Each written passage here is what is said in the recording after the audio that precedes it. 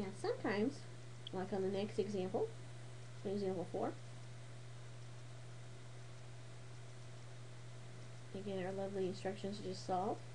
We have 2x equals 7y minus 17 and 5y equals 17 minus 3x. You will notice that the x's and y's are not on the same side. We are going to need to move those.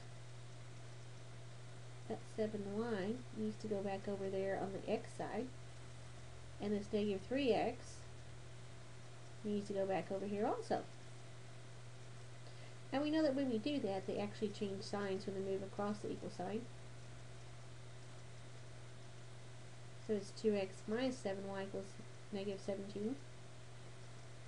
And on the bottom, 3x plus 5y equals a positive 17. And now we have our system that we can solve it. We do need to pick which letter we'd like to get rid of. And how about we get rid of the x's this time? Just so I can show you multiplying by a negative number. If I'm going to eliminate the x's, we need to make them 6's. I'll multiply the top equation by 3 to make it a 6. Going to multiply the bottom equation by a negative 2, because that would then give you a negative 6. And they do need to be opposite signs or they won't cancel each other out. So we have 6x minus 21y equals negative 51. That's the whole top equation we multiply by 3. Multiplying the whole bottom equation by negative 2, we get negative 6x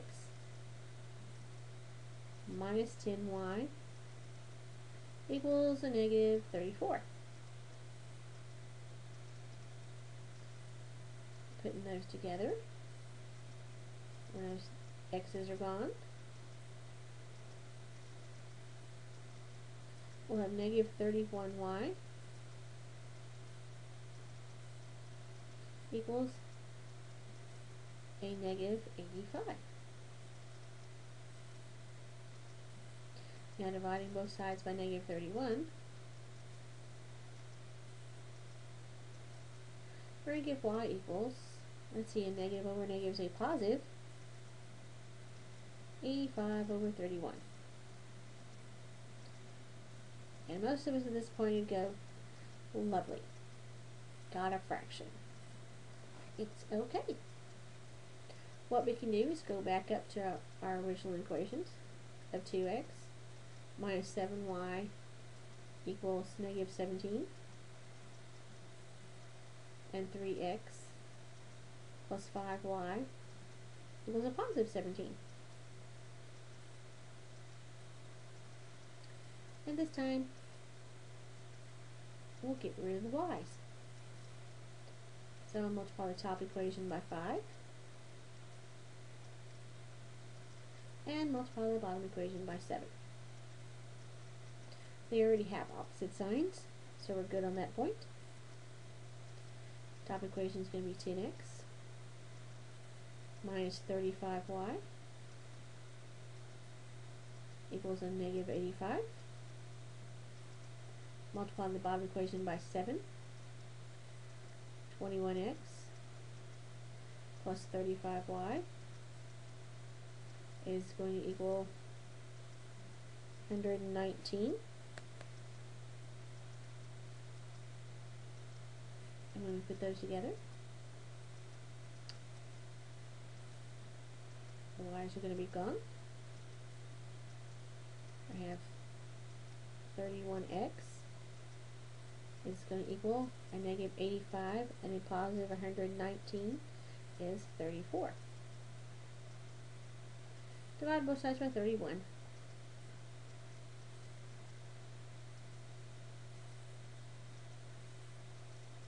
One's reduced, and x equals 34 over 31. See, that wasn't so bad. Do you need to write the answer? 34 over 31, comma, 85 over 31. Like I said, x and then y.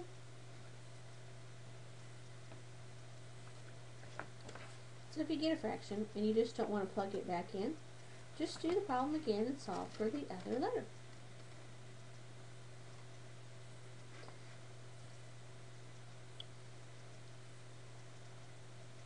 And you can still end up having a no solution for an answer or a dependent set for an answer. Just because you do a different method doesn't mean it won't happen. In example 5, we're looking at 4x plus 6y equals 12. Second equation being 6x plus 9y equals 12. Well, let's get rid of the x's. I can make both of those x's be 12s. I multiply this one by 3. This one needs to get multiplied by 2. And one of them needs to change the sign, so we might as well make it the second one. So multiply the whole top equation by 3. You'll have 12x plus 18y equals 36.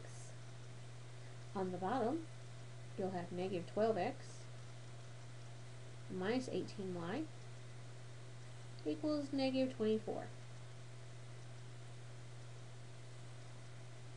And when I put those together, my x's are gone just like I want them to be. Whoops, there went the y's too. So I get 0 on the left side. And that's supposed to equal 12, which we know is a false statement. And our answer is no solution.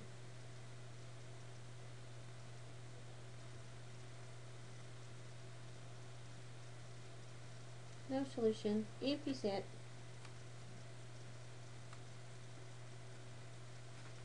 And again, you could work one in which you get a true statement and it would be dependent, which is going to be the next example we do.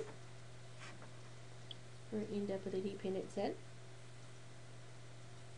I know, I spoiled the ending for you, didn't I? We want to solve 2x minus y equals 3 and negative 4x plus 2y equals negative 6. Well, how about we get rid of the x's? They're already opposite signs. I just need to multiply it by 2 to make it a positive 4x, and there's my negative 4x. So we'll have 4x minus 2y on the top equals 6. Second equation, stay in negative 4x plus 2y equals negative 6. And when I put those together,